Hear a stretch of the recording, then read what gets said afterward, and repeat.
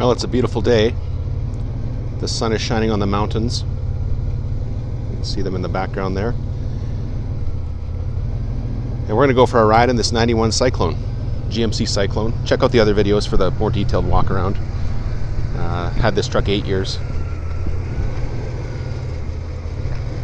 It does have 138,000 miles on it, so it's been driven.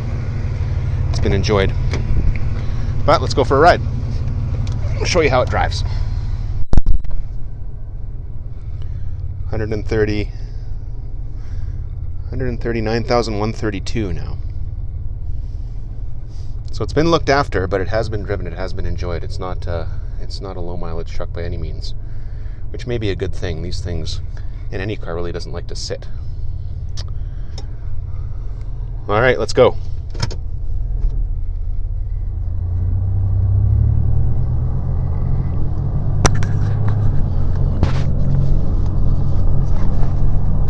All right. This truck is mostly stock. Has a 3-inch stainless steel aftermarket exhaust from the catalytic converter back. It has a aftermarket air cleaner on it because the factory model of air cleaner is problematic with these. The plastic tube on them breaks, so everybody should do a replacement to that before they ruin their turbo. But everything else is stock on it. I believe even the PROM, the computer chip in the computer, is the original factory one. Back in the day, people monkeyed with those. These trucks are pretty reliable if they're kept stock, but not so much if you start turning up the boost. They will respond to boost with power, but there's a reliability hit that you take. So if you just want to enjoy with this truck, I just want to enjoy it how it is. Right? This was kind of a cool factory thing that was produced in '91 for 1 year only. It's just kind of nice to see how they drove back then, what they were like out of the box. I think that's more cool than, trying to make it go super fast. In my opinion, if you want a fast car, you could get a newer Corvette or something and put some money into that. That's going to be a fast car that will actually handle and brake and feel right when you're going the high speeds. Anyway, this truck drives nice. You could use it as a daily driver. I think the seats are pretty good. It handles okay for a truck from the 1990s. It's fairly comfortable, fairly quiet. It's air conditioning, cruise, tilt. It's a little cooler today. We got the heat on. Turn those down. Power windows, locks.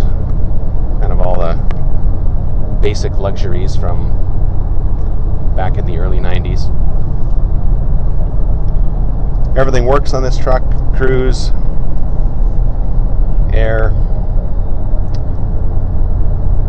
The only thing that I need to do right now is the left side driver's side power window motor is burned out on it.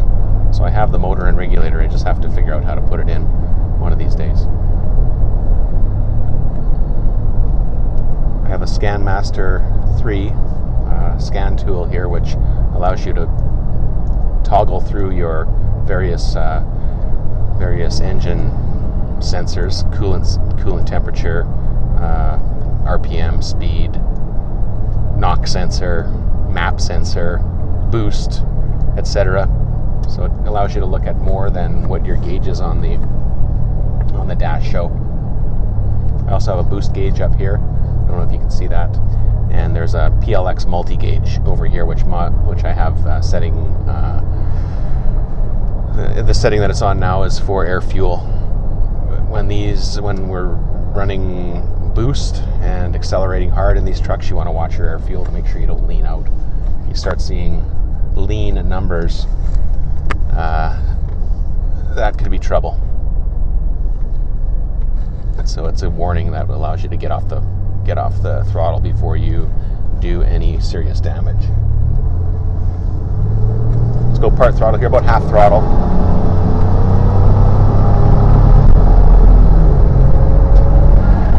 So we're going 65 miles an hour there.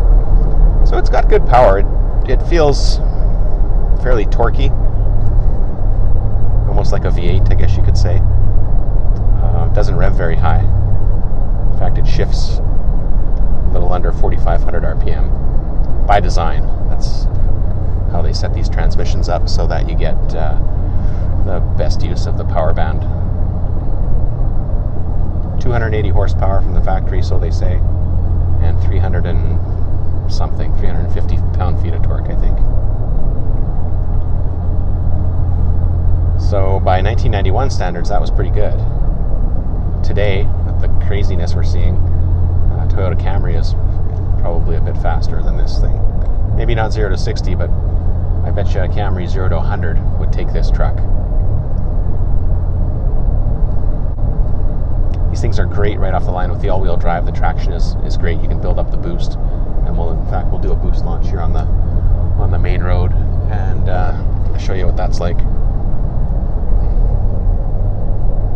But all in all, comfortable, fairly easy driving truck. A little bit bouncy, to be expected on a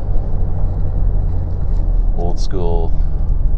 When were the S10s introduced? 1982. So what's this? 1980 technology, largely. Okay, let's stop here. There's nobody behind us, so we can stop. There's a car up there. We'll just do a quick boost launch.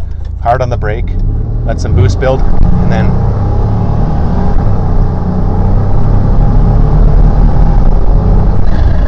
so that was 60 miles an hour. A little more, maybe. But yeah, stoplight to stoplight, it's a lot of fun. A lot of fun.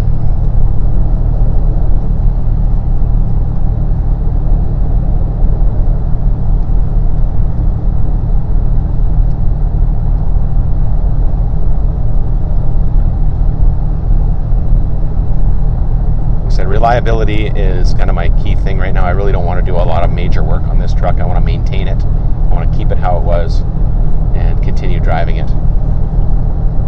Originally, I was going to put different injectors in it and try and crank up the boost a bit and all this kind of stuff, but I've kind of lost interest in that. I don't really see the point in that. Like I said, I'm thinking of a C6 Corvette or something like that for my next vehicle that would go pretty fast out of the box. I don't really need to go fast in a truck like this with brakes like this one has, which aren't great. I'll do some braking here. They're okay, but you wouldn't want to have to do a major panic stop. I think they're pretty much stock. I think they're the same brakes as the four-wheel drive S10s had, which are okay, but not when you start getting 300 and 400 horsepower under you. You need to start looking at upgrading all that stuff, and then you lose the originality of the truck. Right? This thing has been so well preserved. It's been driven 139,000 miles, but it's so well preserved that you start to lose that originality if you start modifying something that is so rare and has been kept original for just about 30 years. You can't really go back once you start doing that. So I would rather, if I were interested in doing modifications on a car, I'd rather do it on something older, like a 60s Chevelle or Nova or Camaro. That's not an original SS car, maybe just a Malibu or something that you can build up. Or a newer performance car like a Camaro or a Corvette or a Challenger or maybe even a Mustang. Here's a Mini Cooper.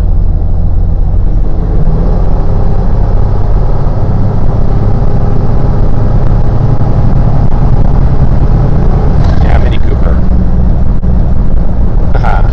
He's going fast. He's going 80 plus miles an hour on this road where the speed limit is 80 kilometers an hour, which is about 50 miles an hour. So he's flying in his Mini Cooper.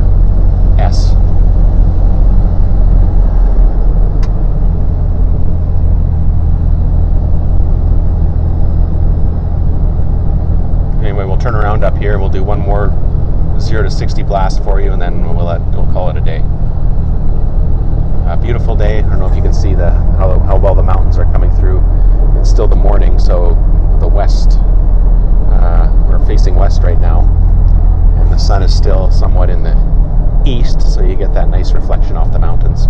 Later in the afternoon, it'll be a different look. If you were to drive out here, you'd see the mountains, but they wouldn't be lit up. You wouldn't be able to see the snow and all the peaks and everything with as much definition as we can see it right now.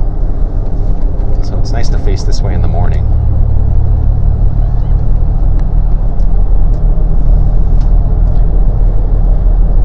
This is a great little quiet road for test drives like this. You can really get a feel for the vehicle and not worry about traffic.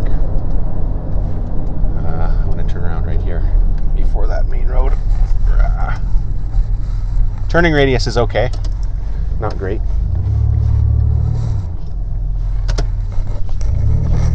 Try and keep the tires out of those rocks. In the winter, there's so much crap on the roads that you kick rocks up and make all kinds of rock chips, so we'll try and avoid that. It's like a sports car. 40 kilometers an hour, we're going 110, okay? 90. So they suggest 40 kilometers an hour around that road. We just went around it at 90, no problem. 40 is a bit cautious. I think they put that because there's a house right over here and probably farm machinery coming in and out, but truck handle's okay for what it is. Again, the early 1990s wasn't a great time for performance, so that you got to keep that in mind when you're looking at these older vehicles.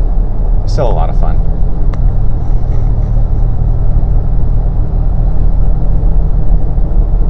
Truck really doesn't need anything. Runs well. When I bought it, I put new plugs in it, changed all the fluids. These aren't the cops, are they?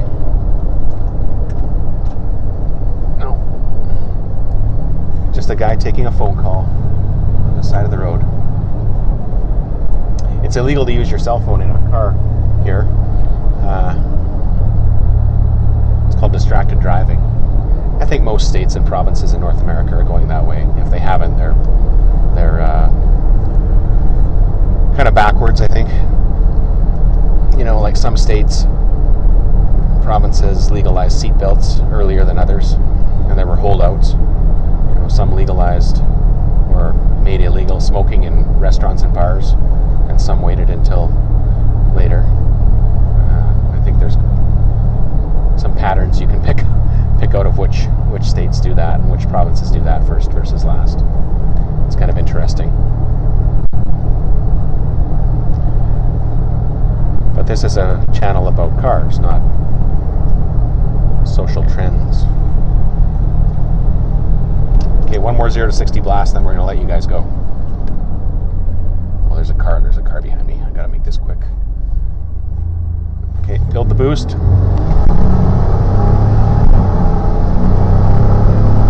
Watch the boost. Make sure you don't overpressure.